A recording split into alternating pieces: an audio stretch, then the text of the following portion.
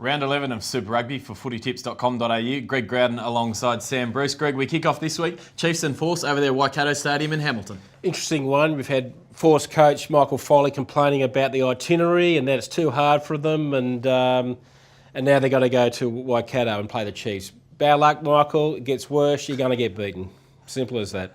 The Chiefs, a good win over the Crusaders last week. Are they starting to roll into the semi-finals? Yeah, they are. I know they've got the biggest problem with Aaron Cruden's out injured, but they've got the backup. So I think they'll end up being the gun Super Rugby team from New Zealand. I've said that from day one. I know the Hurricanes are playing well, but I just got a feeling the Chiefs know what to do at this time of the year, and I think the Force are going to feel the full brunt of it on Friday night. Following that match, we're off to Canberra where the Brumbies are facing the Highlanders. The Brumbies, they're really struggling without Nick White, Tavita Kurandrani and, of course, Matt Tamua, while the Highlanders, they're really rolling along nicely.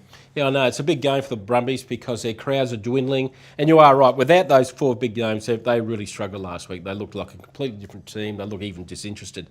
And I think it might continue another week. I think the Highlanders, again, like the Chiefs, are starting to get a little momentum behind them. So I'm going to go Highlanders to continue the dread in Canberra. Saturday afternoon, the Crusaders and Blues at Amy Stadium in Christchurch. Crusaders, they're still struggling to really find their best form. It's bizarre, they've got the big names. They haven't performed all year.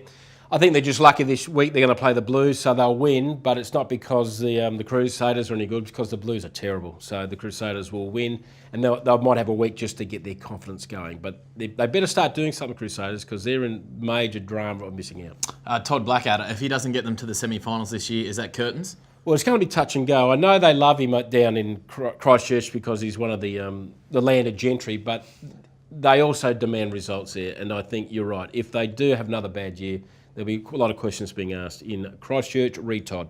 Saturday night, it's Waratahs and Rebels out, of course, Anzac Day, out at Stadium Australia out there at Homebush. The Waratahs, good win over the Hurricanes last week. They really, really needed that. It was the Waratahs of old. It was what they did last year to win the tournament, and it was a good game. It was worth watching. And the most important situation with the Waratahs was their defence was so aggressive, and they really knocked the Hurricanes out of the ground. Now, this week, the Rebels are a good, tenacious side, and they'll irritate, but I think Waratahs just getting there. But the interesting is going to be, Waratahs haven't played in the wet for quite a long while, and it's been torrential here for days, so that might bring the Rebels back into it.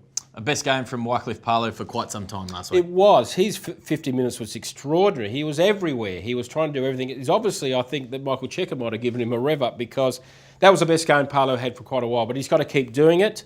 But also, he's got to stop doing those silly little penalties when he tried to sneak the ball out of the scrum. You can't do that, Wycliffe. Lions and Cheetahs, I know you'll be rushing home from two up there on Saturday afternoon for this one. Of course, Saturday night, Ellis Park, Johannesburg. Lions will surely win this one. Yeah, hometown, leave it at that. Hometown win.